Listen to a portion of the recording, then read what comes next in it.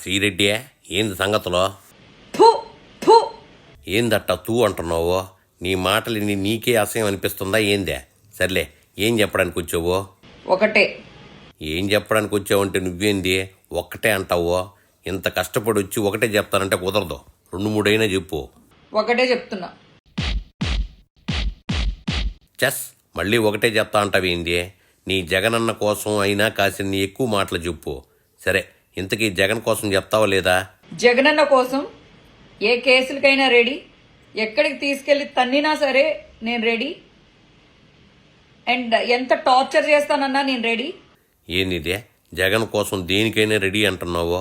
అంతేలే, నువ్వు చెన్నైలో లగ్జరీ లైఫ్ గడపడానికే జగనే కదా కారణమా? ఆయన కోసం ఆ మాత్రం చెయ్యాలే గానే, వేరే ముక్కుంటే చెప్పు. అలాగే నా పేరెంట్స్కి నాకు కూడా గత 2 రోజులుగా బాగా ఇష్యూస్ జరిగినాయి మా ఇంట్లో కూడా. ఏందిదే అట్ట ఇంట్లో వాళ్ళతో జగన్ కోసం గొడవ పడ్డానంటున్నావో? వాళ్ళు ఏపీలో ఉండేసరికే జగన్ పాలన ఎట్టా ఉందో చూసి నిన్ను తిడుతున్నారా ఏందే? మీరు నాకు జన్మనిచ్చారని నాకు ఒక గౌరవం ఉంది, కానీ ఇంతమందికి జన్మనిస్తున్నాడు. పొద్దున్న లేగిస్తే ఇంతమందికి అన్నం పెట్టి ఇంతమందిని ఆదుకుంటున్న జగనన్న అంటే నా తల్లిదండ్రుల కన్నా కూడా జగనన్న ఎక్కువ ఇష్టం. జగనన్నే కావాలి. మొత్తానికి తల్లిదండ్రుల కంటే జగనే బెటర్ అంటావు. అంతేలే, నీకు తల్లిదండ్రులు విలువ తెలుసుంటే నగ్నంగా దీక్ష చేసేదానివే చెప్పు. అలాగే మా ఆపోజిట్ గా నా గురించి మాట్లాడుతున్న వాళ్ళు అదే ఏదో వీడియోల గురించి ఏదో పెద్ద పతివ్రత గింజలు, పత్తి గింజలన్నీ వచ్చి నా గురించి ఏవేవో మాట్లాడుతున్నాయి. ఏందక్కయ్యా పత్తిత్తు మాటలని కబుర్లు చెప్తున్నావా? అసలు ఆ ముక్క అనడానికన్నా అర్హత ఉందా నీకు? ఎంత రివెంజ్ తీర్చుకుంటారో తీర్చుకోండి. ఏం చేసినా నా చివరి నిమిషం వరకు, నా చివరి ఊపిరి వరకు జగన్ నేను మర్చిపోవడం కానీ లేకపోతే వేరే పార్టీలకు మారడం కానీ జరగదు. ఓహో, నువ్వు వేరే పార్టీల్లోకి వెళ్ళని చెప్తున్నా? అయినా నిన్ను తీసుకునేంత డేరు వేరే పార్టీ వల్ల ఎవరుకుంది చెప్పు. అసలు ఈ రాజకీయాలు ఎంత దరిద్రంగా ఉన్నాయంటే ఒక నీతి, ఒక ఇది ఏమీ లేదనమాట. రాజకీయాలు ఇప్పుడేందక్కయ్యా?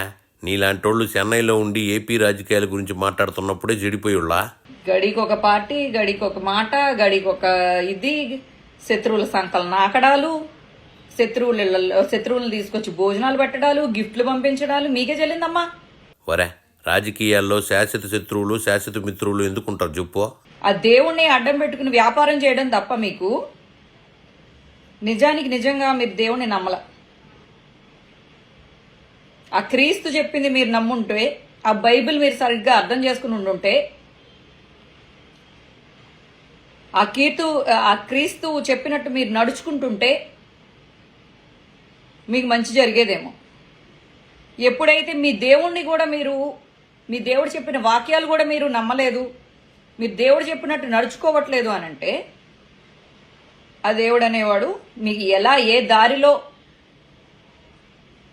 మిమ్మల్ని తీసుకెళ్తే బుద్ధి వస్తుందో ఆ చెత్త దారిలో మిమ్మల్ని పడేస్తాడు. ఓహో, దేవుడు చెప్పినట్టు షర్మిల వినలేదని చెప్తున్నా?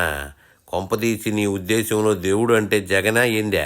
సొంత అన్నకి అన్యాయం చేసి, వేరే మొగుడికి ఫస్ట్ భార్యకి అన్యాయం చేసి, ఫస్ట్ భార్య కూతురికి అన్యాయం చేసి జీవితంలో ఏం బాగుపడతారు? మీ జగన్ కూడా తల్లి చెల్లి నుంచి వివేక ఫ్యామిలీ వరకు అందరిని మోసం చేశాడు కదా అక్కయ్య. మీ జగన్ ఏమన్నా బాగుపడతాడా? ఎంత ఆస్తి ఉంటే మీకు ఆనందం వస్తుంది? ఓహో, ఆస్తి అంతుంటే ఏమొస్తుందని చెప్తున్నా? ఆ మొక్క 1,00,000 కోట్లు సంపాదించిన మీ జగన్ అన్నని నువ్వు ఎందుకు అడగడం లేదో? చెప్పినంత వరకు జాలుగానే ఇంకా బయలుదేరు.